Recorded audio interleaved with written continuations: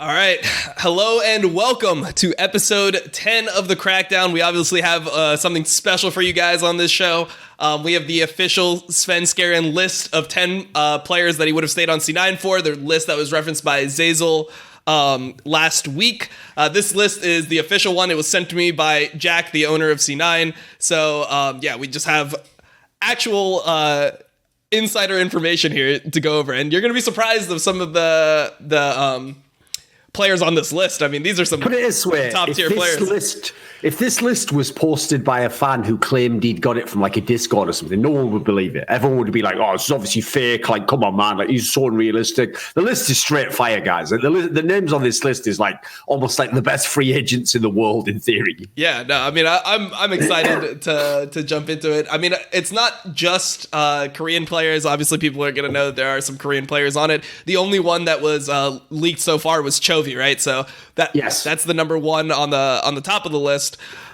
By the way, before we jump into all the specifics of the literal list and reveal all, one thing I want to ask you about is, right, obviously there never has been an actual big free agent signing like the names we've got on this list here, like even Piglet and Ssumday. They were like, I wouldn't say they were like washed up, but they weren't at their absolute peak of their primes, you know, and they weren't like in the best team at the time, etc. when they came over. But we have heard in past years, like famously, I know Team Liquid, before they got Jensen, Cloud9 and Team Liquid on that off season were also, there was rumors they were going to try and get Chovy in, and I forget who the other ones were. There was a couple of like really big name rumors over the years that were going to come over. I think maybe BDD was one. I think BDD was one. Right? I think one of the other ones was UCal.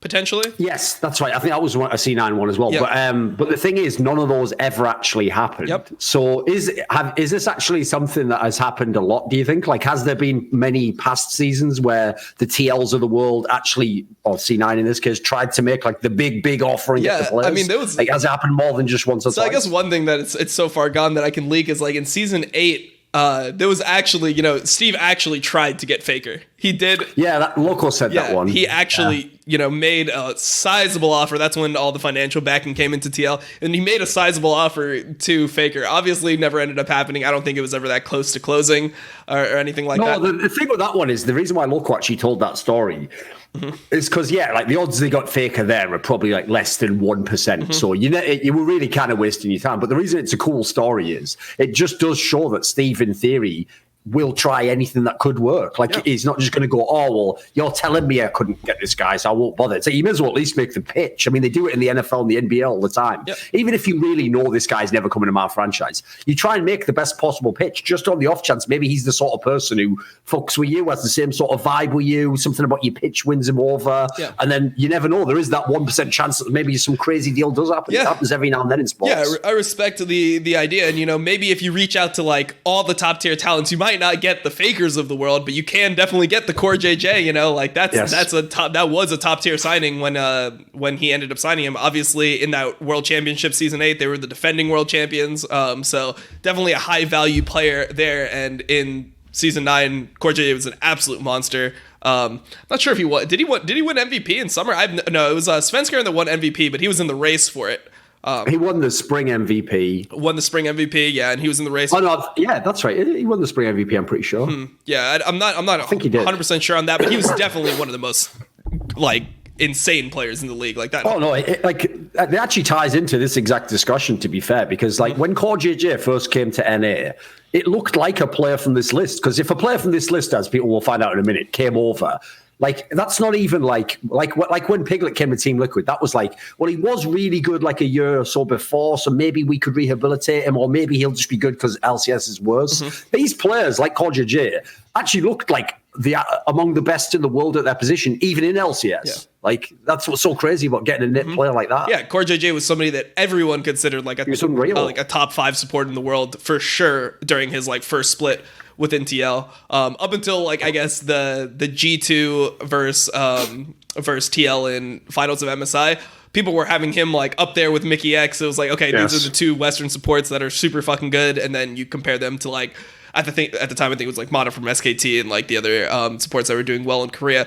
Gorilla was Oh, actually, that was Gorilla and Misfits. Never mind. That was the year before where Gorilla was good. Gorilla and Misfits, we want to fucking forget about that shit. But yeah, Lehens was super good for Griffin at that time.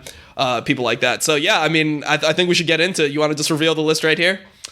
Yeah, sure. I think we just throw the list up and then we'll go through some of the names and see what's fun and interesting. So here it is. This is the official Svenskeren list. If Jack was able to sign one of these players, then he would have stayed on C9, and yeah, I mean, it's a fucking insane list. So I'll just read the list for everyone. If some people are listening in audio format in the podcast on Spotify or something, I'll just read the list. So Svenskeren's list was Chovy, and these are not in a particular order, even though that they're numbered. It's just 10 players. It wasn't actually like a priority list. Yeah, it's not a priority list. It's just 10 players that he would have stayed here for. So you have Chovy, Ruler, Deft, Showmaker, Naguri, Impact, Doublelift, Ssumday, Core JJ, and Mata. So that is his 10-person list.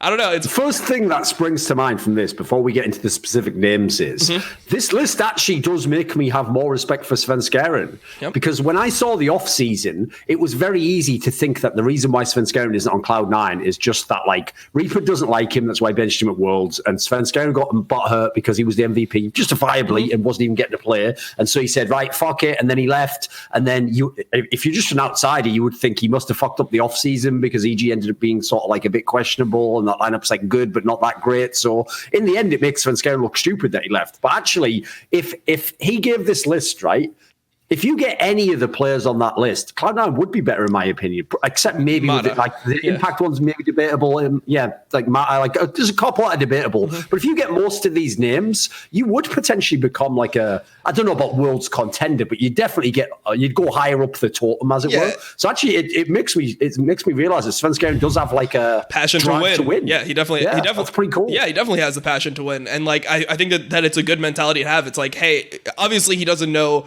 at this point. Like, this is in between splits, so people will be like, oh, what the fuck, Impact's on the list, Doublelift's on the list. Impact was by far the best top laner in NA last split. Like, it wasn't even fucking close. Doublelift by far the best AD carry. Core JJ by far the best support at that time. So it's not the type of thing where you can like be like, oh, well, he should have been able to tell that these players are going to like fall off. The only one that stands out to me on this list where I'm like, that might be a bad decision is the Mata one, because Mata wasn't even playing at this time. It was mainly effort. He got like a couple games in Worlds, but he didn't look super good. And it kind of felt like he was on his way out anyway. So the Mata one was questionable, but all the other players are beasts. Like, here's the thing. What we'll do is we'll just do all the names that are interesting to talk about. On that one, on the Mata one, the other part about that doesn't make sense is, like, if we remove any other context and we just think about inside the server, if I'm a jungler, I'm pretty sure every jungler, if they could, would love to play with Mata, because like, if you think about Mata and Dandy is like the most legendary jungle support duo of all time, who literally revolutionized the way the whole game is played. Like, anyone who understands how vision control in the game works now, they invented that shit, literally. Yep. So that sounds really cool to think I'm going to be working with him. The part you haven't thought about is they're both Korean. Like, as far as I know, I don't think there's ever been an interview that was in English with Mata. As far as I know, he doesn't speak English. I know he didn't speak English years ago when I went to Korea and met him. He's obviously been in China and then Korea again. I actually don't think he would be able to do any of the things that you think of as Mata, because it's been a long time since he was known as like a mechanical beast, like when he used to play Thresh years ago. Now he's more known as like the brain support in that sense. So this would be weird to me, because this is almost like trying to pick up Mithy, but if Mithy couldn't even speak to you. Yeah, it's like a Korean team picking why up am I getting him then? Yeah, no. What benefit do we get from it? Yeah, I 100% agree. I mean, there's obviously the argument, like there's the LS side where he's like, well, League is just a language, so you don't need the communication that much. But I think that when it comes to like doing reviews and trying to get on the same page and things like that, it actually does benefit you a lot to be able to speak the same language. And it feels like Mata would be the type of player where they would try to recruit him in order to kind of like teach the team like how to play like macro. As far as I know, he takes over every team he's in. So that's also the reason why it doesn't make much sense if he can't communicate with you. He's not just going to plug and play, is he? Yeah, I think that could have been an issue. I'm just surprised that he still held Mata in such high regard after like what happened in Season 9, where by the end of summer in Season 9, he was getting zero play time. It was effort literally every single game, and the only time where Mata came in was in series where it looked like they were going to just stomp, and people were like, oh,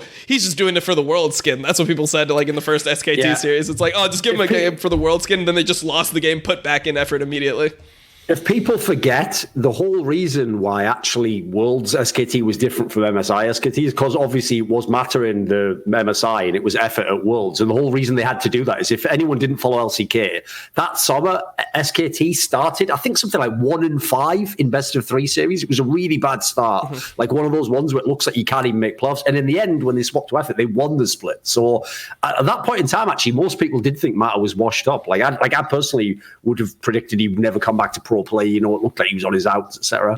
By the way, if we switch to another guy, one of the first, even though when I saw this list, like obviously my eye immediately went to like Chovy, fucking Nagori, like these are some of the absolute best players in the entire world at their role. But actually, one of the names I thought was really telling and quite a cool one is Doublelift. Yep. Because the crazy thing about that is, first of all, it's an AD carry. Like, in the last couple of years, AD carry, in theory, would be one of the roles you'd put lower down because it hasn't actually been able to be, like, the best carry role in the game for a while.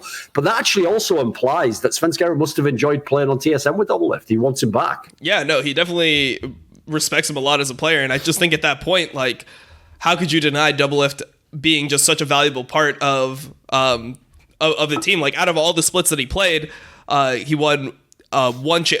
he missed one championship on TSM, but it was like a championship on CLG, and then one time he missed a championship on TSM, and then 3 championships on TSM. Obviously, there was like, I guess it was only 2 because Wild Turtle played one of them. But the point is that he won 2 splits, and then he won 4 more splits right after that with TL. So like this guy has won like 7 out of the last 8 splits that he competed in, or something like that. So I mean, he's such like a dedicated winner that I think that maybe over his time on TL, maybe they didn't have the best relationship towards the end of season 7, but I think that probably losing to him so many times, like over the course of the years, like what they played 2, maybe 3 finals against TL at this time, and Double was just stomping him every single time. Yeah, I think it was only 2, but I feel like that just gives like it ingrains like this guy is actually like a superstar player, and the negatives that he has as like a person maybe, or like some of his attitude problems that have been rumored, are not enough to detract from how good he was at the time. Obviously, this split has been different. I think Double has had like pretty much an abysmal split. But yeah, but this was obviously during the off season anyway, though. So like it was still fair to consider him someone who could bounce back and be super strong, I think. Yeah, I guess the one of the names that stood out to me here was Ssumday's name. Because at this point, like Ssumday had been benched for Fake God because they had to get a new mid laner. It was just like Saligo was so bad that they had to bench. It was just the region thing on that one. It wasn't his individual play. Yeah, it was important, right? But I didn't know that he would still consider Ssumday that good. Like I in my perception, that makes me sound. That sounds like in scrims maybe he dominates or something. Yeah, I agree. It's weird you'd put him on this list. Yeah, because that was like, why is it not the Shy there or something? You know. I mean, if you remember in like the first split, it was like Ssumday and Bang on 100 Thieves, and my God, that team was like awful. They were like 10th, 9th, 10th place throughout most of the split. He didn't look specifically good. It didn't look like he could really carry games anymore. But obviously, like he's in great form right now. People consider him at the very least top 3 top laners in NA. So I'm surprised that players still think of Ssumday, or players still thought Ssumday was this good at this point, even though he had pretty much been playing in Academy. And to be fair, like obviously he didn't. Like maybe you could say that he wasn't taking Academy as serious. Like this is a guy who was at his peak one of the best top laners in the entire world, but he didn't look very good in Academy. It's not like he was just shitting on every single player in Academy. Like he got solo killed almost every game, and it was just like a meme. It was like, yeah, this is just how Ssumday starts off the game. He gets solo killed and then he just shits on the top lane afterwards. But I didn't think that he would be somebody who would be like good enough. Where if Jack signed Ssumday, Svenskeren would be like, yeah, that's our answer. Like, that's going to make us good enough to beat TL, which looked pretty much unbeatable in NA at the time. Yeah. I also think if you look, because another thing to remember when you're looking at this list, which people will forget if they just only look at the 10 names, is remember, these are players to join Cloud9. So you also have to think who is he keeping in Cloud9. So as a result, like obviously most of them are AD carries because obviously Sneaky was the most blatant person you'd want to replace. Then if you look, because actually I think the names on the list tell a lot about how Svenskeren must have thought about the Cloud9 roster. So for example, it actually speaks very highly of Niski, by the way, that the only mid laners he has are like the absolute best mechanical mid laners from Korea. Yep. There's no one on here. Like there's only Showmaker and Chovy, right? That's it. Yeah. So he basically is saying like, Niski's fine unless you can get me the absolute best Korean mid laner, which is pretty high praise, actually, I think. Yeah, and this was also coming off a like not so good Worlds from Niski. Like I thought that Niski generally underperformed in Worlds. It's not like they were supposed to make it out of the group. They have G2 and Griffin in their group. They should have lost, but Niski did not have a good performance in almost every game he was behind. But I mean, I definitely, when you think about C9 in 2019. Part of the reason why Sven won MVP is because they played so well mid-jungle. Like, that was just the strength of Cloud9. They would just win mid-jungle every single game and then transfer their pressure to top lane, and then bot lane would just try to not int hard enough that the game was over for Cloud9. So that was pretty much like the way that team functioned. I guess like the other point that I wanted to bring up was I think it's surprising that he would have been like so willing to replace Licorice. Like I would think that because of like obviously how Licorice played in 2018 and 2019, he looked like one of the better top laners in 2018 up until he got smacked by Bwipo in semifinals. People were like, damn, this guy is actually just better than like Korean tops, which was a huge thing for an NA top to actually be the best player on Cloud9, which is what it looked like when he was playing for C9. So I was surprised that like people like obviously Impact, Ssumday, Naguri, those names are on the list because I would think that having like a North American top laner that is that good would just be like one of the people you didn't want to replace. I would expect even more AD carries and supports on this list. Yeah, the problem with that one is if I contrast it against what I said about mid lane, where he only basically wants like that's almost the equivalent of like 5 years ago just saying like only upgrade mid lane if you're getting Faker basically. Like, that's actually praise to whoever you've kept. It's actually different for top lane because like Nagori, okay, maybe I could make the case for him because I do actually think if you look at how they play in Dam 1, like because they play the whole team around how he plays the game, he does look fucking amazing. But yeah, Impact and Ssumday, their players have already been in Svenskeren's region. So like I would actually say it's kind of like a wash as to whether they even are better than Licorice. Yeah, for sure. Like the only angle you could really go with for Impact is like longevity. That's really like his best quality. I guess as well also he did impress people with how he played against the Shy when he was at MSI, etc. But aside from that, like, I don't know, that's a big upgrade over Licorice. Yeah. I agree with you. That's a bit questionable. That makes me wonder, actually, is Svenskeren, not that he has issues with Licorice the person, but whether he just doesn't like to play with him as much, or maybe maybe he thinks we overrate him or something. Well, I think the thing about Impact that that I'm so surprised of is it would seem like you'd value like the qualities that Licorice has over Impact, because it's not like they're directly comparable players. Like their strengths lie completely in different things. So like Impact is mainly a tank player. Like obviously right now he's just like running it down every fucking game. But if you look at him at his highs, right? Like if you look at him at his highs and not right now, he's the type of player that was really smart about like TPs, knowing when to rotate. He was so good about sacking waves and understanding which plays would be crucial for his team in order to like snowball and break open the game. And Licorice was somebody who you'd think of as like a carry top laner, right? Like if you had to decide who do you want to play, Camille or Fiora or like any of those types of champions, Jace, like any of those types of champions, you'd always say that Licorice has generally speaking outperformed Impact over the last couple years. So I'm surprised that that would be a big enough name to potentially just make him want to stay. Because if you think about it, like if I'm looking at it from Svenskeren's perspective, right? And I think that at this point he gets residency, but Niski is an import, right? And Impact, I'm pretty sure is resident as well. He is a resident already. So he's resident as well. So that means you can only get one import in the bot lane, right? So what type of bot lane could you have there? I mean, maybe if like you get Vulcan Sven, that would have been insane. But like if you do add like Impact to your team, like are you actually going to have enough firepower is kind of how I see it. Like because Niski is good, but I don't know if he's like the 1v9 carry player. That's why the difference is it always made sense to me as to why they kept Impact in Team Liquid, because the logic in their team is, well, we've got superstar mid and AD carry, so it's fine. Actually, Impact's great when you have two players in the other two roles that are super beasts, you know? Yeah, and it makes sense also because they've always went for like supportive control style junglers. Like when you think of Broxa, like Broxa is really good mechanics, which is like his advantage over Xmithie. Seems like he has worse pathing and things like that.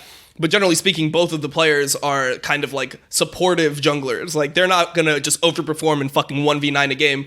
The same way somebody like Blabber has the split, where I think Blabber is just like really taking over a lot of games.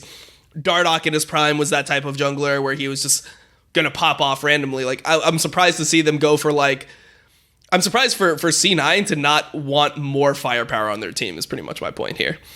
By the way, one thing as well about this list that I also think as well is I totally get why if you're a jungler, especially one if you've ever watched LCK, that would think like, instead of thinking like, I wish I had a mid laner who was like Chovy, instead of just thinking, I wish I just played with Chovy. Because if you watch them play, it looks like, oh, as a jungler, think of what I would be able to get done.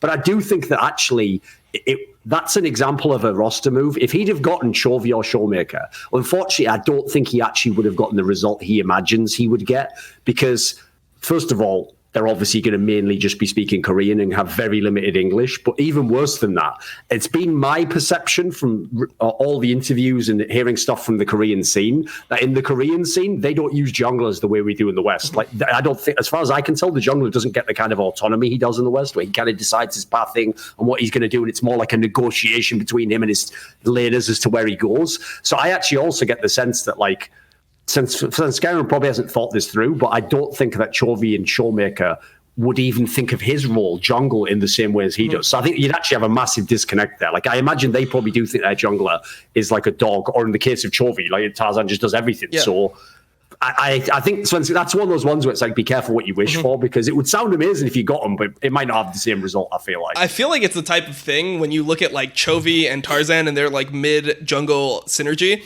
It's the way I perceive that is that junglers just view it as like, damn, it'd be so nice to play with Chovy. And like, if you ask the mid laner, they'd be like, no, it's so easy to play with Tarzan because like Tarzan's doing that. So I feel like that little duo might have been better than like the actual like sum of their parts. Like, they actually had some like innate synergy. I agree.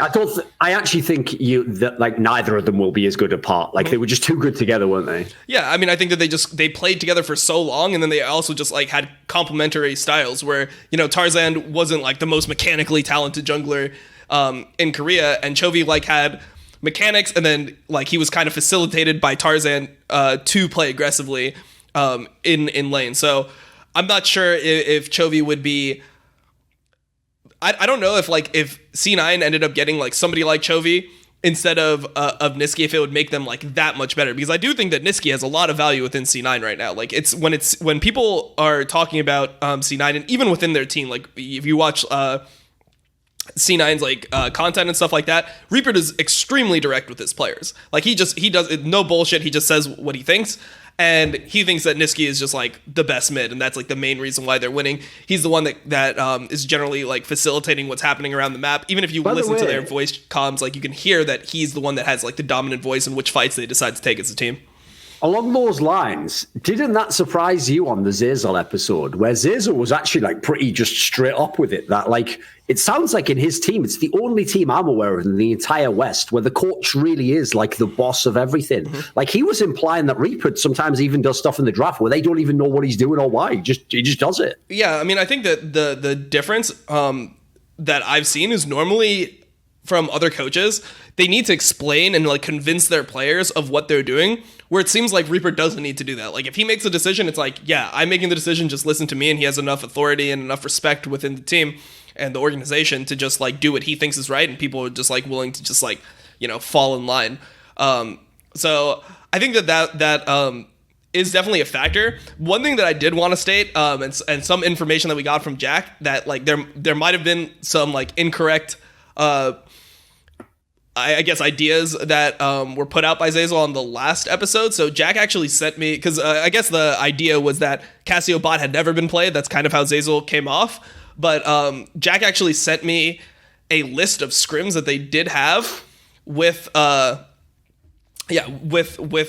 bot. So he sent me that they actually played in 7 different scrims during Worlds, and 7 different scrims with Cassio bot, and he sent me all the dates. They played Cassio and Galio with Pantheon versus Splice on September 26th, Cassio, Galio, and Silas versus FPX on October 3rd, and so on and so on. So essentially, they did have some practice, so it might not be the type of thing, it might not be exactly what Zeyzal says, where he's just picking random fucking champions in the draft like that, but I do think that he just doesn't have to explain himself to his players as much as other coaches do. Because, like, the reason why that's so significant to me is because, first of all, it makes me feel a lot more confident in criticizing Reapered directly when I don't like some of his, like, playoff drafts, for example, which I think has been, like, a hallmark of his. Like, the problem I have with him, basically, is in the regular season, he seems amazing. He always does a great job getting them into good shape. They always look well-rounded. But then the playoffs, he always does. Like, my joke is, it's like he thinks life's a movie and he's always going for, like, the fucking crazy Hail Mary flying V, you know, like Mighty Ducks level shit that's going to win the game. Whereas, like, that, I actually think he sometimes sort of entered the series for them by trying to do the hero players. But the difference is, in other teams, it's a lot harder to criticize the coach directly because, like, you'll know this. Behind the scenes, if you actually ask someone, like, what the fuck happened with that draft, and they're the coach, most times the story goes like they'll this. just blame the players. They'll basically just say, I was trying to build this type of comp, and then I got to, like, you know, position 3 in the draft, and I'd already drafted these 2 champions going in this direction. And then I asked my mid laner, right, what can we take here? And then he tells you some shit that fucks the whole draft up, like, oh, but I can't play either side of that matchup. And you're like, what the fuck? Like, I've been building it though. Like, and at that point in time, as the coach, you either have 2 choices. You either put your player on a champion he doesn't want to play, in which case he could easily out you later and you look stupid, or you try to be the good guy. You give the player a champion he says he can play, but now you're an idiot because the draft doesn't make sense. And unfortunately, 99% of coaches are going to just go with the latter one. They're just going to make themselves be the one who looks stupid. And so that's why they get so hard flamed and the player, like, gets away with it. Like, oh, bloody coach inting the draft. It's like, mostly players fuck them up from what I've heard. I think it also just depends on, like, the players' like ego and how much they want to win versus how much they want to just, like, avoid looking bad. Because there was a really famous draft mistake that was made by Coma in the World Finals, where Bengi actually played, like, a Nidalee game. And apparently... Oh, yes, it was the Rocks Tigers one, the semi-final. Yes, yeah. So he played a Nidalee game, and apparently... like, Coma just messed up the draft, and he even said publicly... he just forgot to ban he just forgot to ban Nidalee, and it was against Peanut at the time, I believe. And they had Bengi on their team, and, like, Bengi is not a fucking Nidalee player. Like, at that time, Bengi is the control jungler, right? Like, he's the guy that's playing tanks and shit. And Bengi was just willing to, like, take the Nidalee. It's like, yeah, this gives us the best chance to win.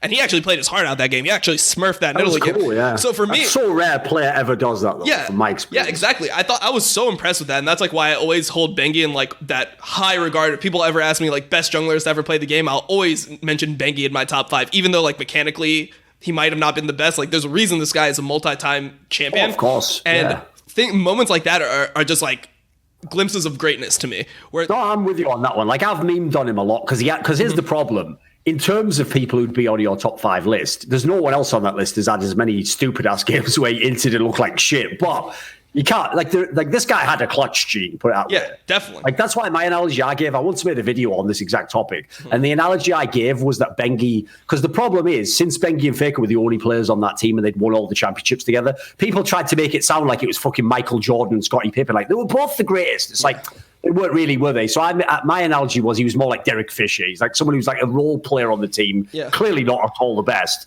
but he's clutch, you know, like he does his job. Derek Fisher would fucking close games out hitting threes. Yeah, exactly. So, like, he was known to be clutch, and Bengi was fucking hitting threes on that Nidalee in that fucking series. So that's like a fair comparison. I'm not dissing him. I'm not overblowing him, etc. Yeah. By the way, one thing about this list though that I was going to point out, because people won't think of this because they'll just look at who was on the list. The most telling thing about the list is not a single European. Yeah. He doesn't want anyone from LEC. What the fuck? You would think with Svenskeren being from Europe, like, he'd have some insight, like someone's told him, I don't know, let's pick a random name like Humanoid's going to be the shit or something. Yeah. Or just have a really established player, like ask for fucking Reckless or something, you know? Mm-hmm. Yeah, I'm surprised that he wanted no other European players. I guess that this is just players that he's just more familiar with. I guess... Mate, this guy loves Koreans more than fucking LS. This is outrageous. Yeah. Well, I wonder if it was kind of just the type of thing where he viewed certain players as unattainable. Like, I don't think anyone viewed, like, G2 players as being able to... I think G2 is the only one that should be off limits, right? Yeah. In your brain, they're surely never going to leave that team. But if you're going to, like, think about 80 carries that you'd want on your team, I don't know if I'd necessarily want Reckless more than Doublelift, you know, like, at that time. Like, obviously, Reckless is playing better than Doublelift this season. Disregard that. Like, if you're talking in between seasons... I think Doublelift, like, would be more of, like, up Svenskeren's alley, because Reckless is, you know, obviously famously passive AD carry, somebody who's known to be, like, difficult to work with, etc., and maybe he's just more comfortable with Doublelift. And, like, Deft, Ruler, I would just say both of them are more skilled than Reckless as well. So how do you even go for it? Like how could you even put Reckless on a list of this caliber. Like maybe over Mata, but that's about it, you know? I have to say as well, by the way, for people like, whereas before I gave the example, like I don't know if Chovy and Showmaker would be as good as Svenskeren imagined. Mm-hmm. I actually think if you took Ruler or Deft and put them in LCS, they would be the MVP. Like, remember, these guys are gods in team fights. Mm-hmm. And LCS just is team fighting. That's all LCS basically is. Yeah. So I think these guys, even again, and their AD carry, like it's not like the AD carry's common while he's doing the team fight. He's just fucking attacking people and everyone else peels for him. So if you could actually almost play these players without them speaking English, I feel like they could still potentially be very good.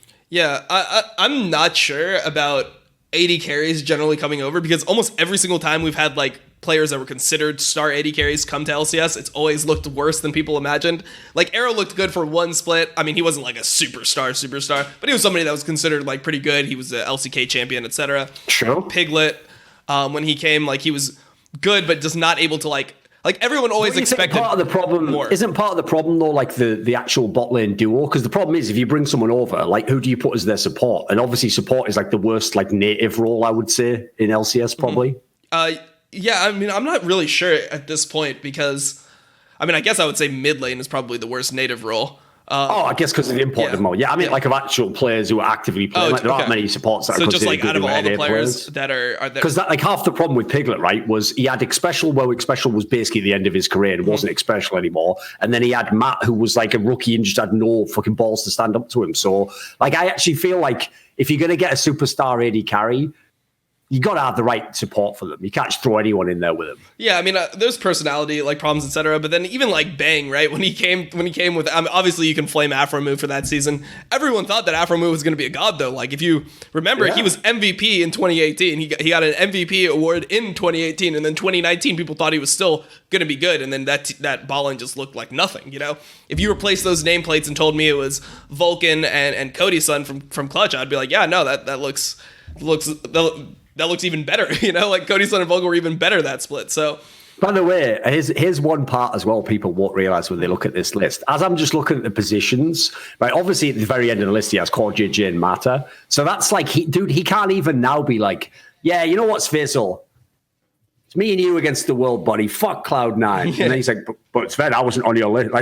Like why were two supports on the list, Sven? What are you talking about, Faisal? It was mainly, that was just in case, you know, like, what? No, he probably just passes off. It's like, no, I didn't actually want any of the players on that list, you know? Like, it was mainly just my way out of C9, because that's kind of how Jack viewed it. You know, when Jack got this list, he's like, all right, so I guess he wants to leave. Like, it wasn't like, let's see if I can actually make this shit happen. It was his immediate response was, all right, so who am I selling Sven to? Like, it wasn't even a consideration. So I assume that this was kind of like how Svenskeren chose to leave. It's like, hey, I'll stay, but you have to do something big. You have to like really prove. And just knowing C9 never makes monster signings. Yeah, they're a bit averse to doing big money signings. Yeah. Like, I get the sense, even if they like, Sven's probably a perfect example. If I had to guess, Sven's stock, not Sven the jungler here, because I realize that's confusing. The AD carry, obviously, that they've just got in C9. If I had to guess, his stock was probably pretty low. I bet we got him as a bargain. And now when you look how he's playing, that was a fucking bargain. Yeah. They're not trying to sign people at the peak value and then bring them. That's the Team Liquid style. Yeah, exactly. It's the same thing with Niski. It's not like Niski was like Niski is now he's playing like the best mid laner in NA, and I don't even think it's like close to the split.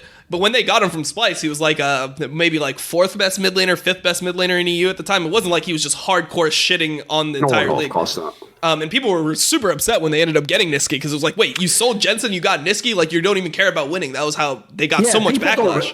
People will forget now, because sadly everyone just like retcons the past to fit what they think now. But at the time, it was like a less extreme reaction to like when Ica joined LCS. People were like, why the fuck are we signing this guy? Like, what? If we're signing superstars, like this guy's not. Because remember, in Europe even, he was just considered like a Zoe abuser. Like he was a decent player. He had some skills. He was good in the playoffs, but he definitely was nowhere near the fucking Caps. Perks school of mid. So I agree. Like, actually, that's another gamble that they took that paid off. It's just once it pays off, everyone pretends they always knew that guy was good, you know? Yeah, of course. I mean, people like Sven, how we were talking about, he wasn't this 80 carry god that he is now. He was the guy that just threw game 5 of LCS finals with Ezreal, like the hardest throw we've seen in an LCS finals period of all time. Like that's, so I'm sure that his stock was low. He looked like a completely different player than he looks now. Like if you watch his gameplay now, he's back to like old Niels of OG, where his positioning is always good. He's never dying first in a team fight. Like he just plays mechanically super, super well. And he's like decently aggressive as well, which is really rare for an AD carry. Whereas in TSM, sometimes he'd still have good lane phases, sometimes he'd get leads, etc. But it was like he was dead first in every team fight. Like his positioning was super off. And I don't know if C9 is just better at communicating what angles he needs to be aware of. Like maybe they just have better communication where they're like, hey, like Vulcan's like, hey, you need to stand next to me here. Like care from this guy from this side. Like there's certain players that need some like help about managing like where everyone is in a team fight. So maybe that's something that C9 does better. But everyone, for the most part, thought that Sven was on his way out. I mean, I did an AD carry tier list last split. Or yeah. He must have been near the bottom. Yeah, right? he was like 6th or 7th on my tier list. He was down there with Sneaky, right? It was like Sneaky and Sven were like 6 and 7. People were outraged at the time. They're like, these are some of the best players in the league. But I don't see a world where last season you could have put him over even people like Cody-san.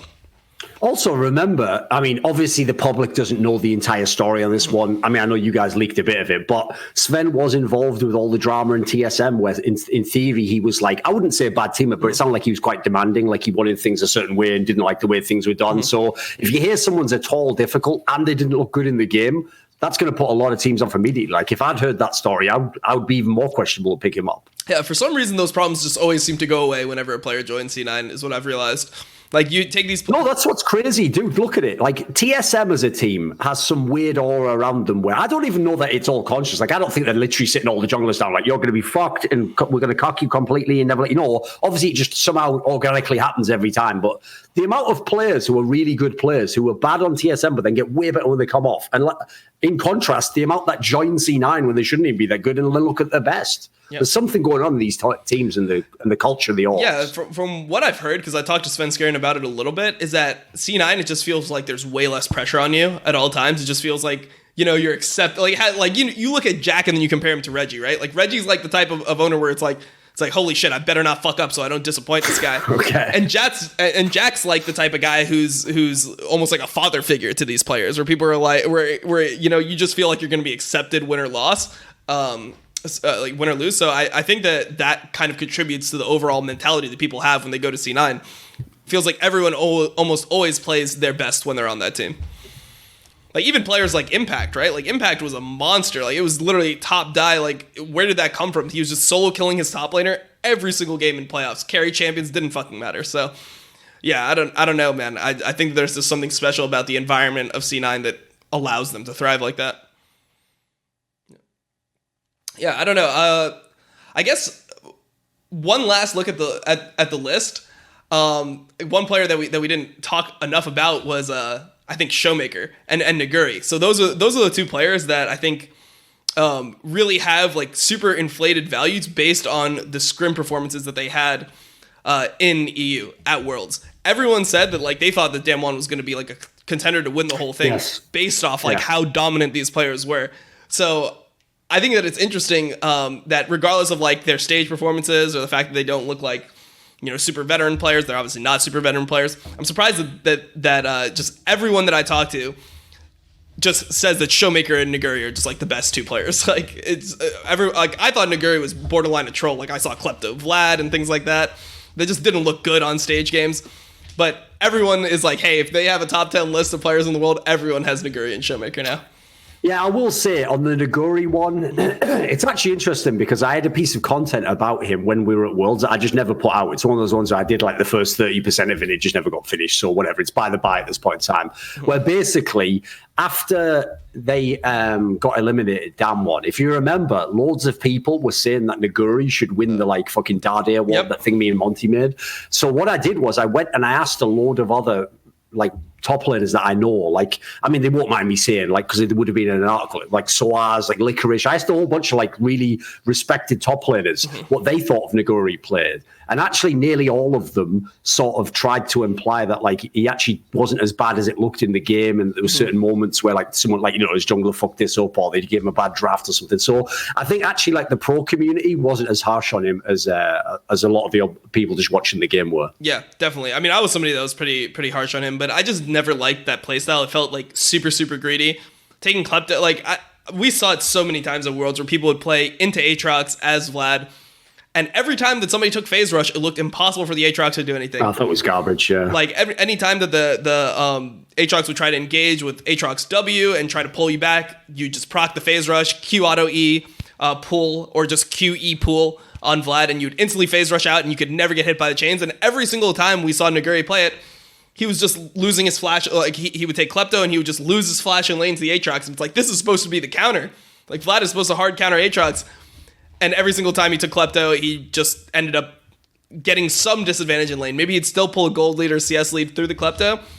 I just never felt like he was doing enough with it. And I mean, that was one of the main reasons, in my opinion, that they ended up losing to TL. Like, not having phase rush, Impact just ended up getting a huge trade in the tribe, which they just won the game immediately off of it. So I also do personally think that Showmaker is actually an overrated player. Like, in his particular team, like, Naguri, in theory, is the person the team's all based around. After Naguri, I thought, like, Canyon, the jungler, was a beast at times. But I actually think Showmaker, I can't tell if this is, like, people overvaluing lane phase or something, mechanics. But people always rave about his mechanics. Yeah, like, he's fucking sick. And I do think he's a good player, but, like, if he was actually as good as people make out, I feel like Damwon would already be a champion. Like, they've already got enough players by that logic. If you've got like 2.5 really good players, there should be enough. So I feel like people have oversold some of those Damwon players. I feel like the way that people have kind of rationalized that is just by shitting on Nuclear as hard as possible. It's like, no, their ball lane is so fucking bad that even though they have Canyon, Naguri, that and was what a lot Showmaker, of people said at Worlds, I noticed, yeah. But I mean, rewatching like the games, I thought Nuclear played fine. Nuclear's fine. He's an all right player. Yeah, he's not bad. He's nothing super sick, but he's all right. Yeah, he's definitely just fine. Yeah, so I was okay with his performance at least. In Damwon, like everyone just thought that okay, he's just gonna get shit on every Worlds, and he did have some ints, like his kha'zix, he went into the middle of the team multiple times and died. But overall, I thought he was definitely serviceable. And I mean, when Damwon played TL in that final game, he really popped off for his Doublelift. So yeah, not much to be said about him negatively, at least from my end. I've got a question for you. Like, this is a hypothetical. Do you think, because one of the problems I have is like, say, I'm going to say like 3 years ago was when the finances in terms of like all the VC funding and stuff was getting really crazy, because that's when people had to buy their LCS spot and all this bullshit. So that's when you got like all the top orgs had enough money where in theory they could have all bought Faker. Like if Faker said yes to the deal, you know, they could all offer him $10 million or whatever and he could say yes. But like, obviously, most of those players are going to say no because they are the best players in the world and they already play in their home country and potentially for the best teams already in their home country. So I get why they would say no. But since in the last 3 years, like I said, there's been these rumors of all these offers to similar players, but none of them ever get taken up except Core JJ. That was the only one. Do you think we ever get a player like a Chovy, like a Def, people who in theory at their absolute prime, who are Koreans or Chinese if they'd have been on this list? Do you think we ever get one of those that actually comes to an LCS team in their prime? Do you think it ever happens in the future? I'm not sure because I feel like no, unfortunately. Like I feel like the fact it hasn't already spells that they just don't want to come because it's not about money now, right? Yeah, well, I think that, and then also just from what I've heard within the scene is that now, like after the massive amount of like venture capital that's been thrown into the LCS, people are becoming more realistic with like returns and like having like sustainable Dignitas, of course. sustainable rosters in terms of like finance and all that stuff. So I feel like we're probably not going to see that many like big offers in the future to these players because I don't think teams want to put out that type of money. I mean, obviously the investors, they want to see these teams do well in Worlds. Like if they're putting it like obviously Team Liquid, you see that type of lineup, that's not a fucking cheap lineup. Like they must have been paid at least 3 to 4 million combined between the 5 players last season. So lineups that are that star-studded, getting out in groups is just not acceptable. Like you're going to need deep runs in Worlds, and because we haven't seen those, investors are more willing to be like, hey, if we're not going to like actually win, how much does an NA title mean? Well, it's definitely not worth $3 to $4 million.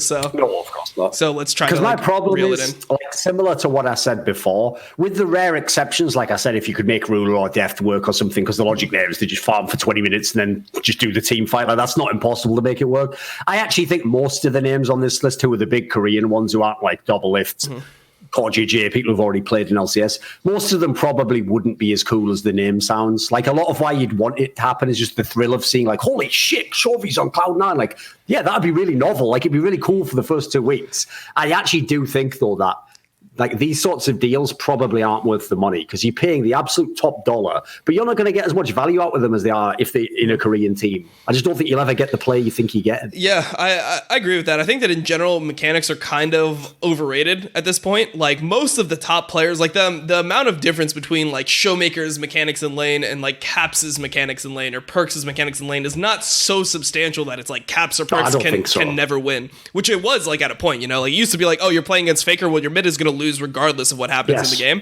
Like, these players are better now and they're closer in terms of skill. So I think that unless you're getting a player that's like has the right mentality and is really like coming here in order to try to make the team better and like they want to win a championship and they're hungry, you're not going to get anything special. I mean, you're going to get like Crown, which is what we just saw in LCS, where it's just a very uninspiring performance where it's like, okay, you're clearly just paying for you're playing for a paycheck.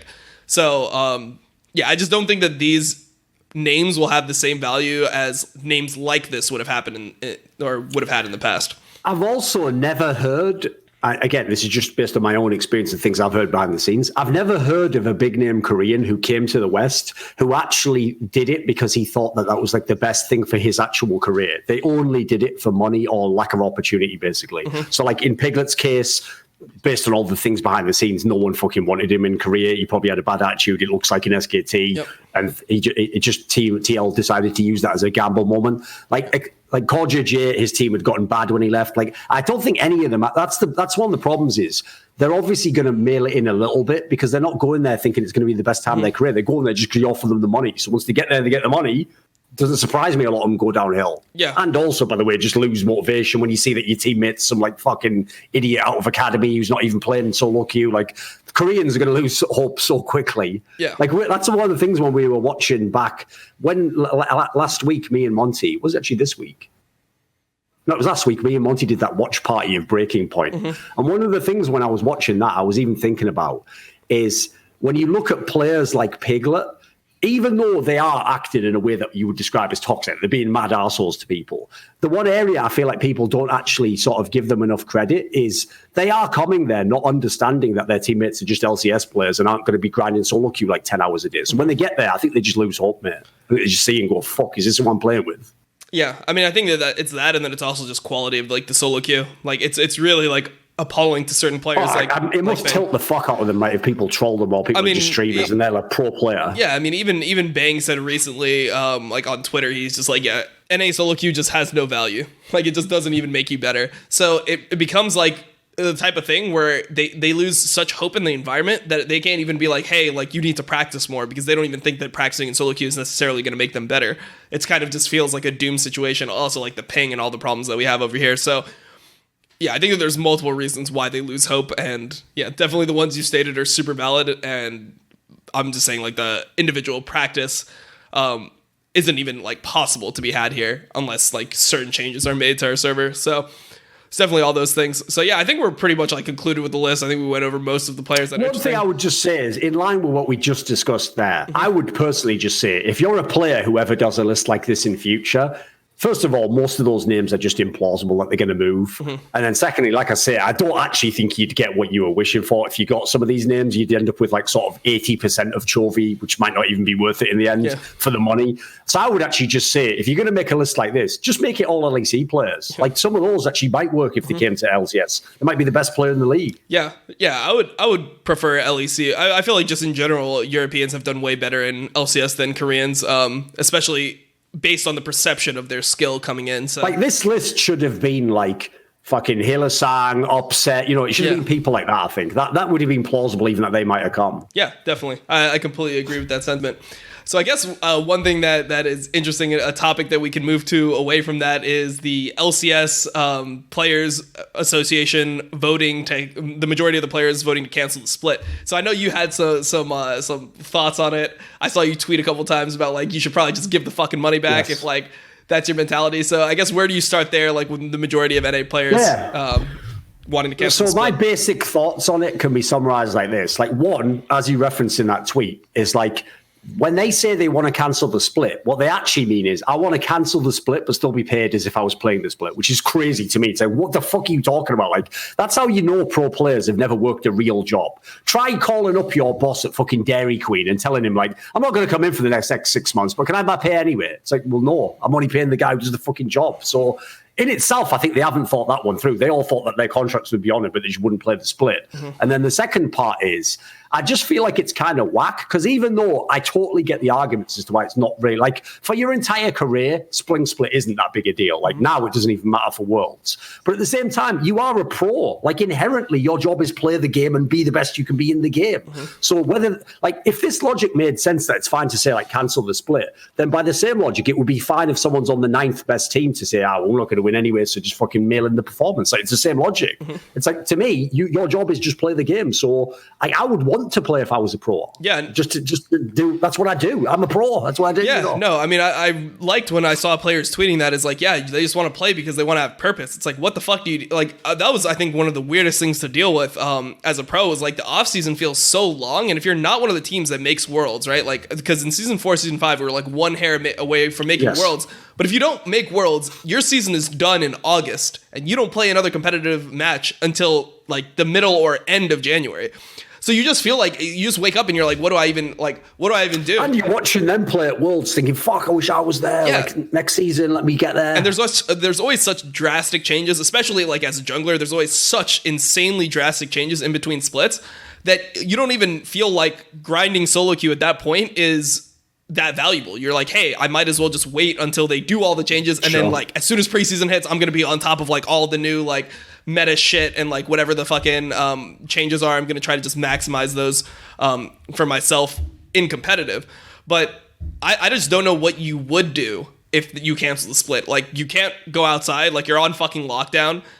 Like, I feel like you're just going to be fucking bored at that point. Like, what is there to do? And the other thing I wanted to say is, I wonder if this, I just assume that this is a very NA mindset, right? That we wanted to fucking cancel the split. Seems like it, yeah. Because I haven't heard anything from anyone in Europe along those lines, but yeah, exactly. I would love to see if they did the same poll in Europe, like how the numbers compared, like how many more players over there wanted to just finish the split out. Because I understand if you're on like a horrible team, like it's just going to, like, I'm sure that if you're CLG week 8, and you're Smoothie or something, where you've always been in playoffs, etc., you probably don't want to fucking play out the rest of the split. Like, that would make sense to me logically, but like seeing the majority of the players not want to play out, that means that like, yeah, if you have playoff teams, like the playoff teams don't even want to fucking play.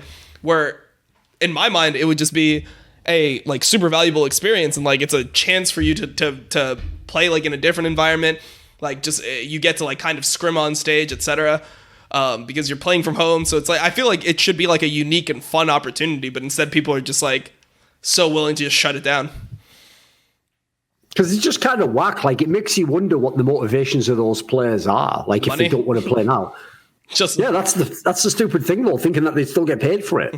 Yeah, no, I definitely agree with not getting paid for it. I mean, I don't know about like, obviously you get paid for the games you play, but like, I just think that there should be value to just competition all the time. Like, that is just the best way to improve as a player, is just being, you know, put into the fire, like being thrown into the fire and just having to like get through those moments as a team. Like, that's how you really grow.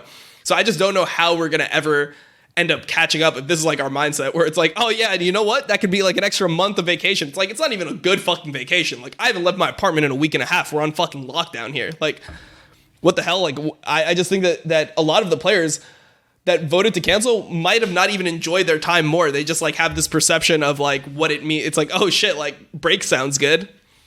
I don't know. I was very like put off by that idea. Yeah, I think what people aren't understanding, if they're just random plebs who are thinking like, why are we getting so bothered about this? Like, they voted, it was just a vote, and the vote didn't, obviously it's not going to happen. Like, that was just their opinion. But the reason why is because to people who are inside the scene, unfortunately, this lines up with when you hear stories about LCS players that just mail in the performance or think, or the worst is when you hear the stories when they go into Worlds and some of them don't even think they have a chance to do well. Like, that is a very much an NA thing. Mm-hmm. Like, Europe, if anything, goes the other way. Like, the amount of times I've heard the third seed from Europe like get super cocky and think they're going to go super far, and I'm like, I don't know about that, mate. Like, calm down. But I at least like the fire, you know. I at least like the drive to think you can be the best. Yeah, I don't know. And then also, I guess one of the reasons they came out, like Santorin was one of the players that voted to cancel the split, and one of the things he said. What did he say was the reason? So his reason was that he believed that with like the COVID-19 outbreak in LA, that he would be safer going to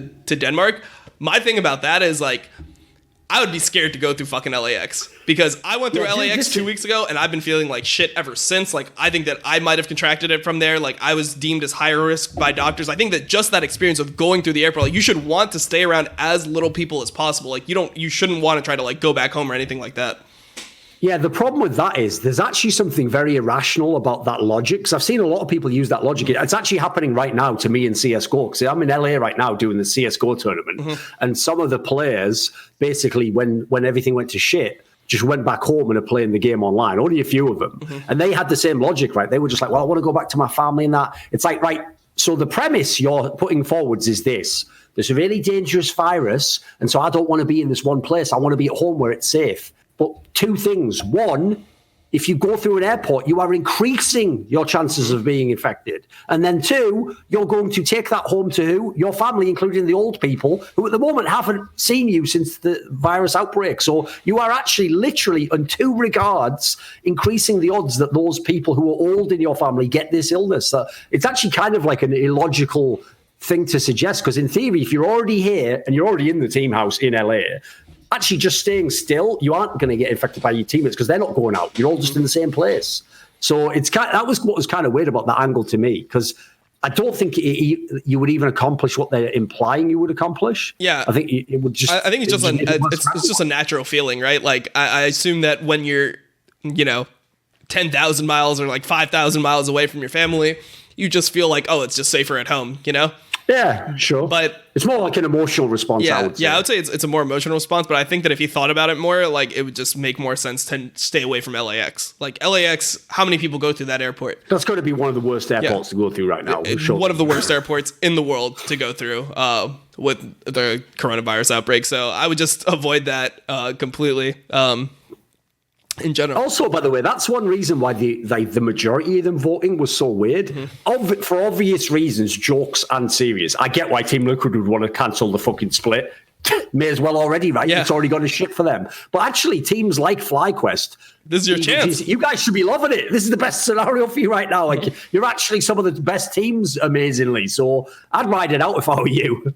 Yeah, especially teams with like younger players. I feel like this is when you can get the most value out of those scrim gods. Like, this should be similar to scrimming. Obviously, there's more pressure on it, but the whole like comfort of playing, like the comfort of playing at home, the comfort of playing from your bedroom. Like, I think all of that should be pretty valuable. Like players, like I want to see how it shapes like the performances of players like Ryoma, for example, who everyone says, yes, that's a good example. Yeah. This guy is supposed to be super good, and he's supposed to be super, super nervous on stage. So. I was just so surprised that the majority wanted to cancel, because I would figure that if you're a younger player and you want to like prove yourself and you're like a more like scrim god type player, you'd want to play. And then I assume that if you just have a chance of winning the split, you'd also want to play. So like if you're a team that's overperforming, which we have a decent amount of them right now, because like I don't think anyone expected Immortals or EG or 100 Thieves to even like make playoffs, and that most likely looks like the bottom three of our playoff picture. I would just assume that they would just want to play inherently. But I guess, if we jump off this topic a little bit, we can transition pretty easily to the team that we just mentioned in TL, right?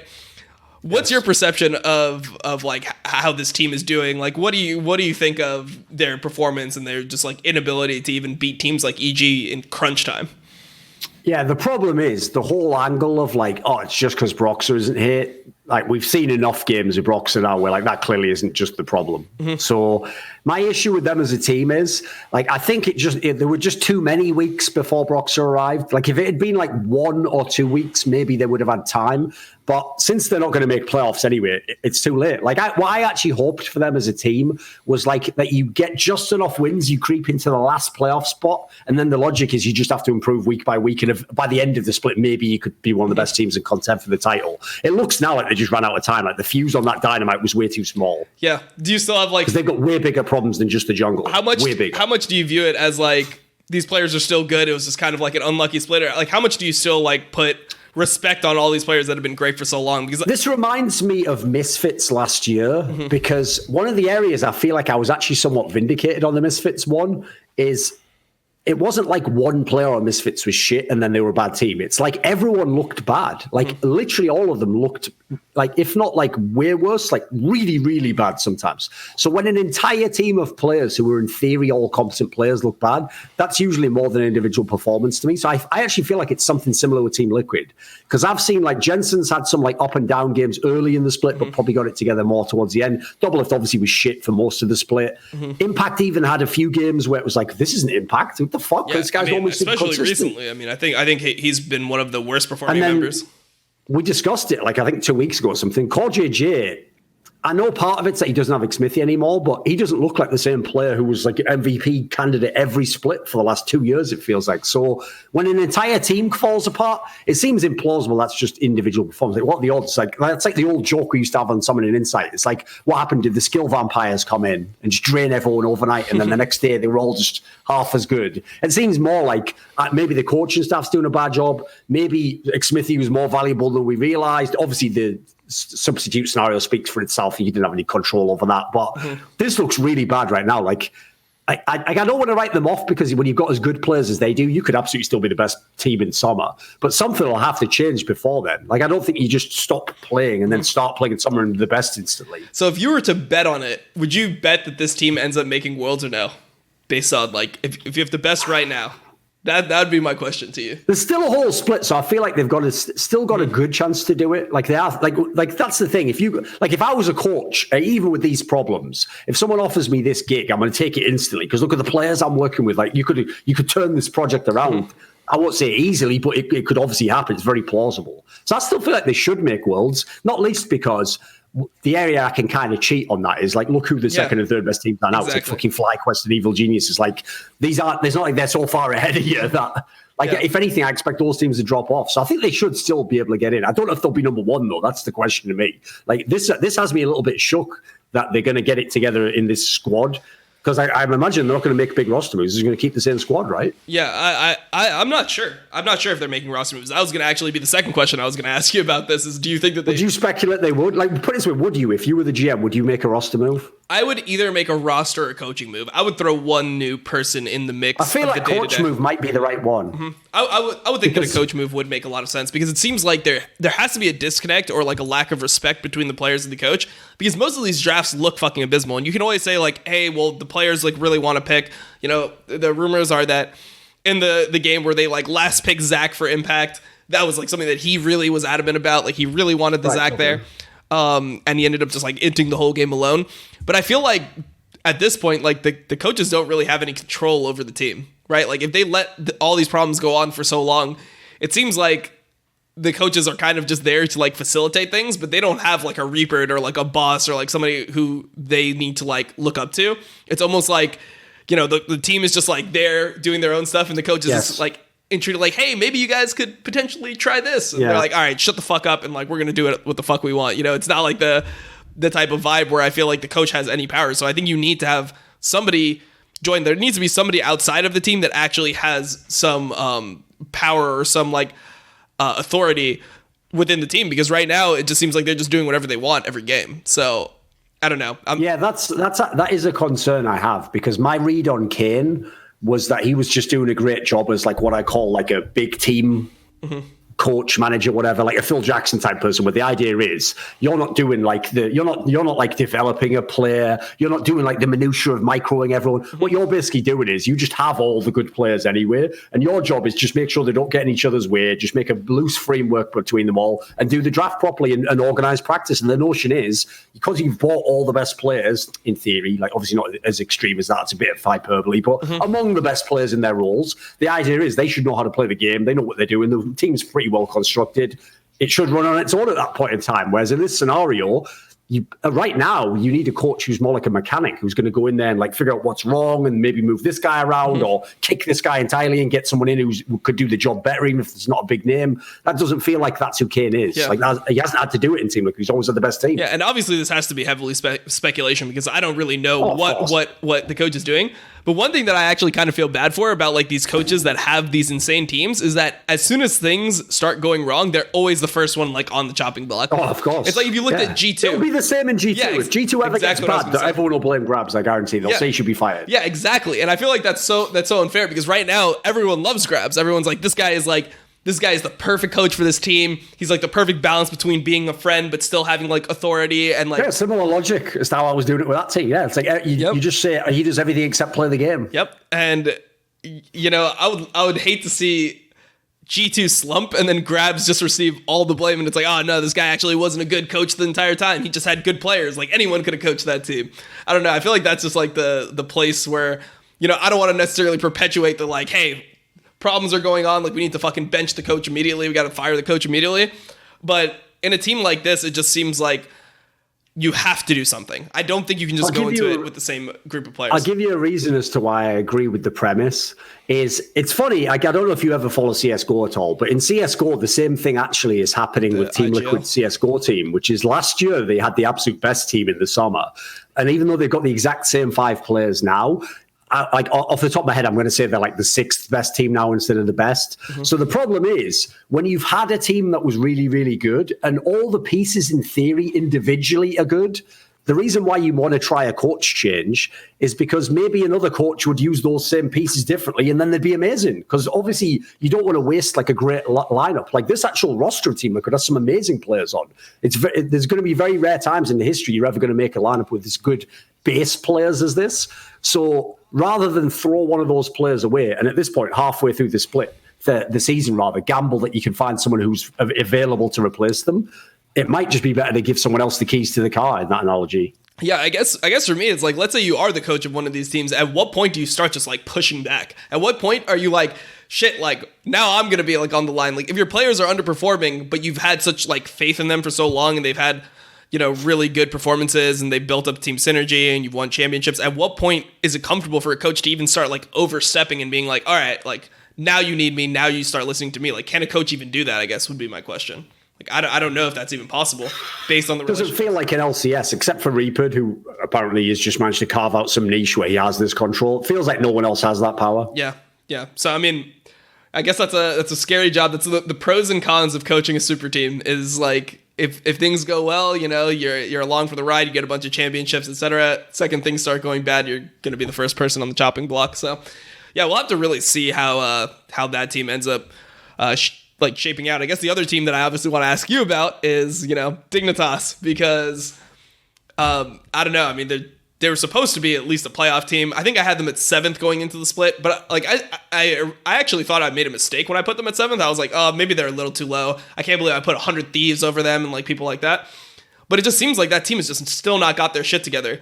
Even with Acadian in the lineup, like he's been playing pretty well individually, but Huni just looks like spring Huni every year now, right? Where it just looks kind of troll. It doesn't look like he cares that much. I mean, maybe he'll be good when it matters, but at this rate, he's probably not going to even make playoffs. Most likely, they don't make playoffs. Sitting at like 6-10 right now, and then I guess Froggen just seems really uncomfortable for me. Like I don't know where you stand on Froggen, but every time he plays one of these champions, like these are the games like when he plays Kiana, etc. Where that wasn't a good look, certainly. Yeah, no, that's always a bad look, and it feels like, you know, I'm the type of person that goes into it's like, oh shit, Froggen's playing Kiana, it's probably going to be bad, and then it just looks exactly like how Froggen on Kiana you'd think it would look, and then another player that you'd consider to before the split to be close to his skill would be Jizuke, but Jizuke just looks like Faker in fucking NA right now. He's just smurfing on everyone. So I don't know, like, where do you come down on Froggen? Have you lost like respect for him or like? No, but I will say one thing that I actually wonder about in terms of like his mindset is he always does this. Every split, he'll have a couple of games where he'll just play something that you would never think he'd play. So like last year when he played like Talon in summer or whatever, like obviously you think, why the fuck would Froggen play that if, you know, Vel'Koz is available or something? But the problem is, I've seen him on his stream play these champions and play them the way you'd expect someone would play that champion. Like you play it aggressively, you go for kills, you trade aggressively, etc. But then it feels like anytime he does it on LCS, he just plays it as if it was still a control mage. Like he just plays it Froggen style. He doesn't actually prove that he can do a different style of play. So I don't know why we get those drafts every now and then. And then if you're going to do that, you may as well just go to your comfort pick and just go to Orianna or whatever the fuck's available. Yeah, things like that. I 100% agree with that. I just feel like it's so weird that they're even drafting like that. Like I feel like when you have Froggen on your team, I feel like you're almost wasting time to try to make him into that player at this point. I feel like if it hasn't happened so far, like if you've seen him like you said, there's always a couple of games where he does it over the course of the split where he plays, like Talon, and he played an Echo game earlier this split, Qiyana this last week. It just feels like you should just be trying to maximize what his strengths are. So just make that the identity of your team. And I wonder if he's the person that is trying to like adapt and prove to his teammates that he can play other things, or if his team just doesn't just value him to the point where it's like, hey, we're going to build the team around Froggen. Where I feel like every time that Froggen's in a team, you almost always have to build the team around him. Like you have to play Froggen's style. You have to give him his champions and make that like a core part of your identity. And that's when Golden Guardians to me last year looked the best, is when it was like, shit, what do we ban against Golden Guardians? He plays Lux, he plays Vel'Koz, he plays all these long range control mages that are so annoying to deal with, Anivia too. And like every time that he got one of those into a good matchup, he just takes over the game alone. So I guess I'm just trying to figure out where that really comes from, like where the like Qiyana and like where the identity of Dignitas right now comes from. Is it like Huni and Froggen clashing? That's the bigger problem, right? Isn't it? The bigger problem is the identity of the team. Like I always have a saying that I always use like in Counter-Strike when I'm talking about team lineups, which is I say that like the style that the team chooses to play should basically come from looking at the personnel of who is on the team. Like you look like, right, I've got like if like obvious classic examples would be like obviously when they had Doublelift and Bjergsen on TSM, yeah, you're going to play smash the lane, win all the mid-game team fights. Like that's going to be the style you play because those are the strengths of the players. Like the one part that doesn't seem to make any sense in Dignitas after watching them play most of the split is Froggen's style of play, which is like play a mage, farm up, win the team fight. You're not going to get to do that if Huni plays the way and the champions he's playing at the moment. Like you're either going to almost have won the game already from him doing a really good job, or you're going to have lost the game already. So, like, you don't really put Froggen in a position where he's ever going to be on his champion that he wants and then get in a position to carry.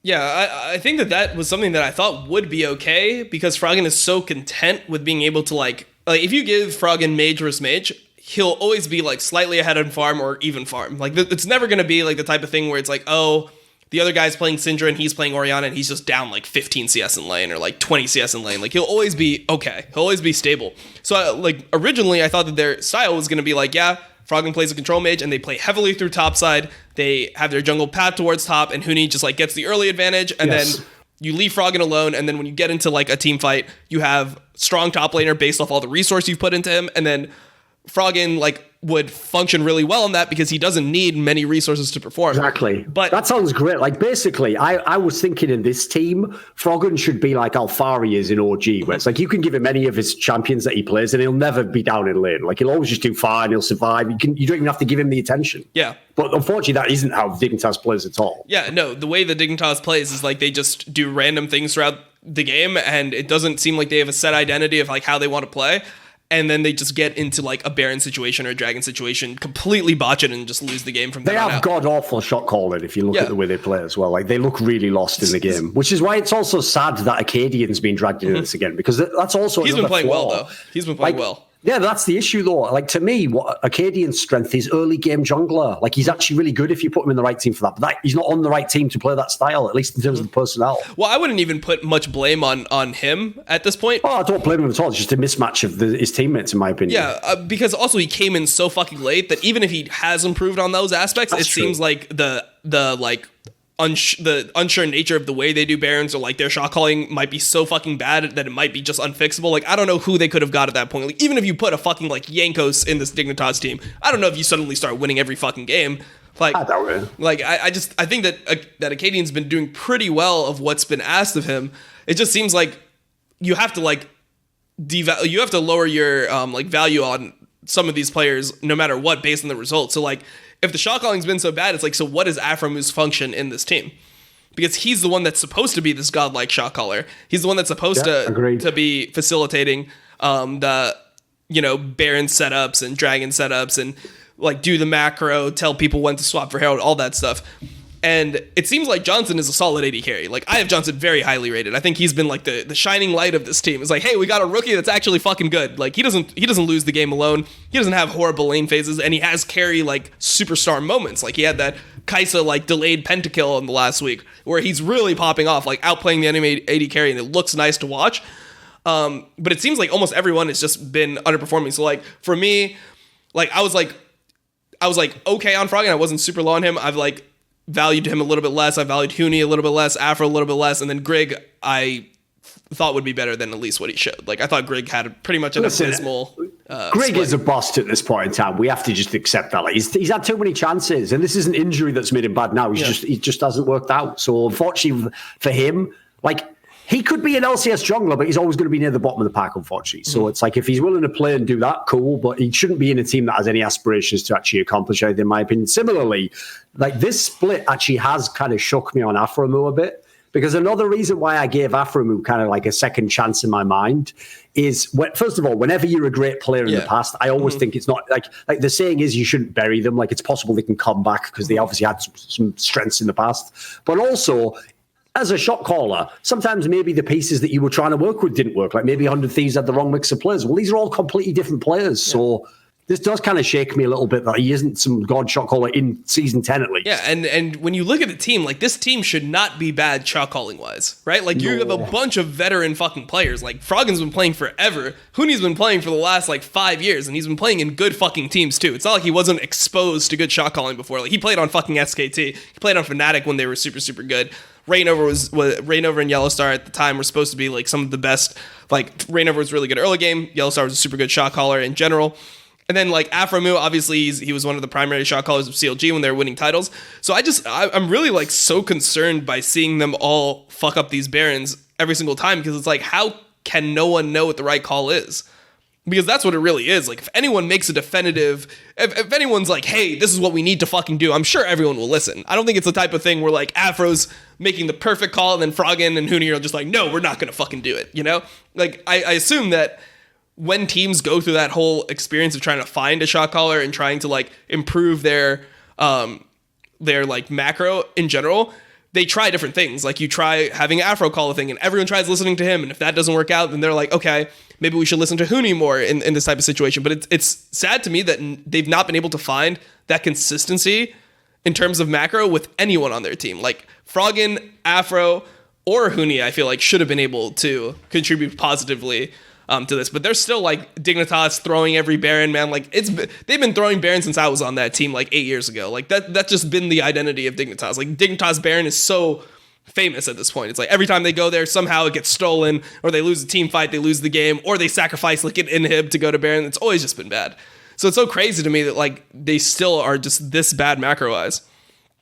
Even though they've played like shit for like the last obviously like 5 weeks or something, if you look at the actual roster though, even in spite of everything we've just said, to look back to what you said about your expectations pre-split, even right now, if I open up the rosters page on LCS, the idea they're in 7th place or whatever is ridiculous. Like some of the teams above them have way worse rosters in my opinion. So that's also what's even worse is we're actually in one of the weaker LCS splits. So the idea that they're not even a playoff team, fucking hell, this is bad. Like this is this whole thing's collapsed in on itself. Yeah, I mean, there's no way that when you looked at like FlyQuest roster, for example, of like Viper, well, obviously it's solo now, but if you looked at the roster that they came into the split with, Viper, Santorin, Power of Evil, Ignar, and Wild Turtle, like there's no way you'd think that roster would be so much better than this one. You know, like I just couldn't see that happening. Obviously, Power of Evil had a good split on CLG. Like he's always been like a very solid player, but you'd think that would be like kind of a wash. Frog and Power of Evil, like that's the same player almost. And then you look at top lane, Huni should be way better than Viper.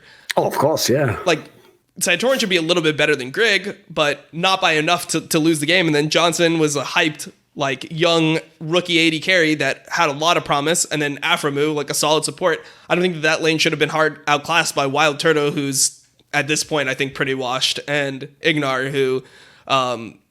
looked up and down, hit or miss. I've got a question for you then. Along these lines, same thing as we did with TL. Is the coaching staff of Dig fucking up, do you think?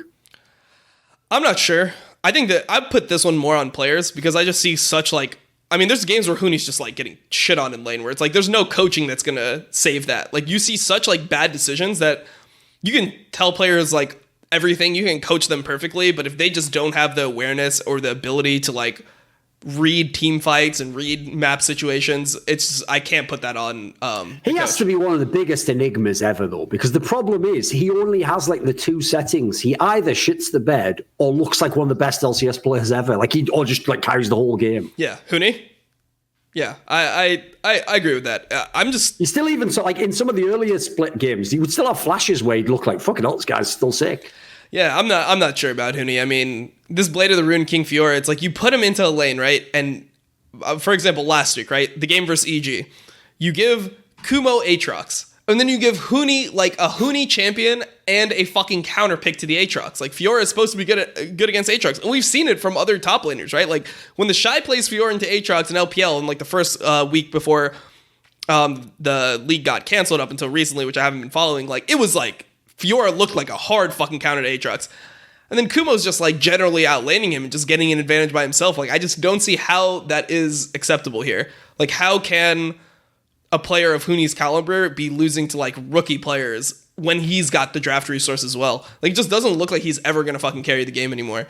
But I don't know. I mean, I doubted him last year, right? Like in spring, I thought he was atrocious. I was like, all right, just get this guy out of here. Like he only plays for money. He just loses lane to everyone. And then in summer, somehow he got his shit together by the end. He has come back from the dead a lot, I have to say. Yeah. He's done it a few times in his career so far. It's Houdini trick. So I wonder if that's just motivation at this point. That's kind of how I see it. It's like, does he actually just maybe not care about spring? Is he just like Doublelift 2.0 where it's like, fuck it, like I can just turn it on whenever?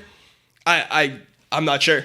You know, to be fair, that's probably something we should tie in actually, which is if you look in the history of LCS, like certainly the fact that in the off seasons when you make your moves could be a reason why spring always starts so badly, but tying it into the whole player association thing, unfortunately, I imagine a lot of players in their brain are only sort of going at 70% for most of spring. I bet until the playoffs begins, a lot of people, it's like because they know it just isn't the most important. So it sucks to say that because you want to believe it's all legit competition, but it does feel like a lot of good players don't fully kick into gear until summer.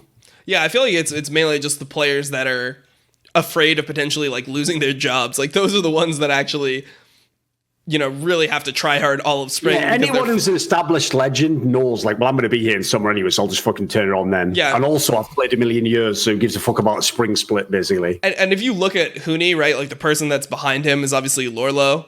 And how bad would Huni need to play where a team would give Lorlo another chance? Because Lorlo's like a player who looks really fucking good in academy, but he's always like been somebody who you thought would be better than he ended up. He's the golden glue of top lane. Yeah, so far he has been. Sense. Yeah, he's so far been the golden glue of top lane. So I don't know. I wonder if they start like experimenting with that. Honestly, I think that's where Dignitas fucked up the most. Is when you have an academy team that was doing as well as their academy team, that's essentially just an LCS team, right? Their academy team is amazing. Yeah. Lorlo, Acadian, Damonte, Phoenix is AD carry, and Ole. How did you not let any of them get any playing time like this split? Like, why not at some point when things started to go super bad and you're on like a 7 fucking game losing streak, why not just try out Lorlo and Ole and see if that makes your team better? Like, why not use your academy system at all when they're overperforming so hard? You know, like the only player they brought up was Acadian, and they brought him up once the team was already fucking dead. You know, I'm just not. That's the part that I don't understand, because if you're gonna like start playing Kiana, right? If you're gonna start having Kiana drafts, it's like, so you're really gonna take Froggen's Kiana over Damonte's Kiana? Like that's his champion, right? Like, yeah, that is ridiculous. It just doesn't make any sense to me. So I don't know. I think that's like a coaching failure there. But in terms of like the gameplay, I wouldn't put it that much on the coach.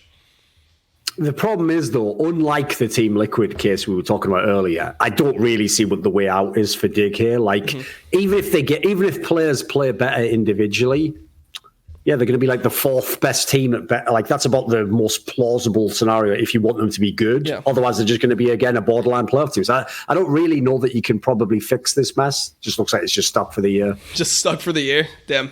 That's basically. I mean, listen, like Froggen and Hui don't give a fuck. They're getting paid. They're going to get all their contracts. But if you want to win, this is a nightmare. Yeah. I mean, I think that the only bright spot that you can take away if you're Dignitas is that their AD carry actually looks legitimate, you know? Like, that's the only player that looks better than how you'd expect them to come in. So maybe they can do something with that knowledge. Like, maybe if you start Acadian throughout the split, and then maybe you can replace Aframu with a native support that's doing well in Academy, something like that, maybe you have a better chance in Summer. But I just don't see how this team ever becomes, like, a championship team. You know, like, I don't even know if they'll be better than a team like EG. It seems like EG, at least, has figured out, like, what their team is supposed to do. Like, Kumo... Yeah, they know their style. Yeah, it's like, okay, we have Bang. Like, Bang farms for the late game. We play heavily around Jizuke early game. Like, we give them all the resources. And they play like their carry players are carry players. It looks like Dignitas doesn't trust their carry players. Like, it doesn't feel like they're like, hey, dude, just give Huni a good matchup and gank his lane and he's just going to carry the game 1v9. Or just, like, give Froggen a really good control mage game and he's just going to carry. It just doesn't feel like they have that trust. They're all kind of just, like, trying to do the best they can. Where I like to see teams at least buy into a style, which is the reason why I think that, like, at least TSM and EG have been, you know, in the top 3, top 4 teams in the league, is they have an identity and they actually play around their win condition. Like, TSM, they play through Broken Blade. Dignitas doesn't play through anyone. They just go to random places and then they just hope they don't throw.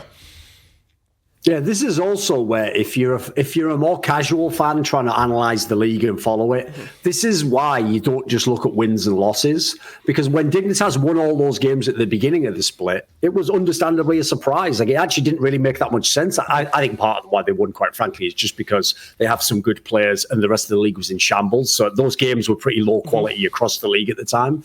Whereas if you go and look at the time, obviously TSM didn't start the split that great. They had a bunch of bad games, but their games were ones where before they lost the game, they'd have moments in the game that were looking really good. Like, you could see how that team could have improved and become the team they are now. With Dig, it doesn't make sense they got as bad as they are now, but they never looked like they were, like, super legit, unfortunately. Yeah, TSM had, like, very defined weaknesses. It was like they're really good early game, and then they just did random fucking shit in the mid game, and they just lost the game, like, based off, like, bad decisions that they made. They, like, consistently threw their lead in the mid game. So that's, like, why even back then I was still on their side, even though they started 0-2 and they lost, like, they had a 70-minute game against Immortals. It's like, okay, they're doing the same thing wrong all the time. If you have the same problem every time, it's way easier to fix it than if you're a team like Dignitas, where it's like sometimes, like, they fuck up, like, the mid 2v2 or they lost the mid 3v3 and then Froggen ends up behind. The game before that, Huni's just, like, dying to a random gank and then he's so far behind that he can't even affect the game. Or one game Afro's just getting caught all the time. Like, there's just not a consistent problem to actually like, get better at. Dying here real quick. I also think as well, like, this is an example at Dig, a team where I would love to know who is picking the champion and who's having what input, etc. Because that's also why it's so hard to put the blame on people. It's like, if we find out that Huni just literally demands whatever champion he plays, then obviously we can say, right, Huni, you played like shit, it's your fault. But if we find out, for example, because I've heard of this happening in past teams, where, like, I know, for example, when Soaz, way back in the day, used to be on teams like Fnatic and Origin, sometimes the reason he came up with that whole, like, dog champ thing is because he thought to be a good teammate was sometimes to play the champion you don't actually think you should play, but that the team thinks you should play.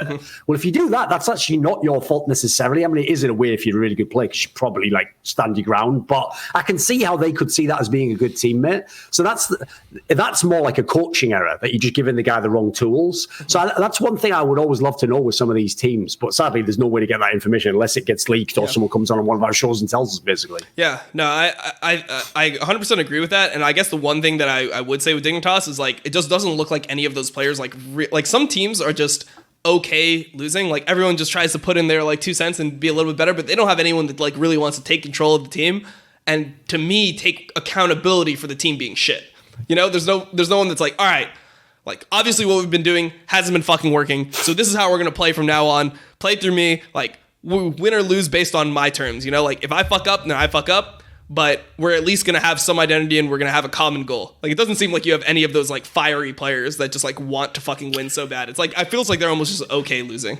Even though, listen, definitely people have different personalities and express things differently. I know what you mean, because, like, that's one thing I've actually despised about Froggen's career the last few years is when he's on these bad teams, he just seems fine with it. Just seems like, yeah, whatever, we lost. It's like, mate, if you're actually as good as you think you are, you should be fucking dying that these teams aren't making the playoffs, aren't making worlds like that.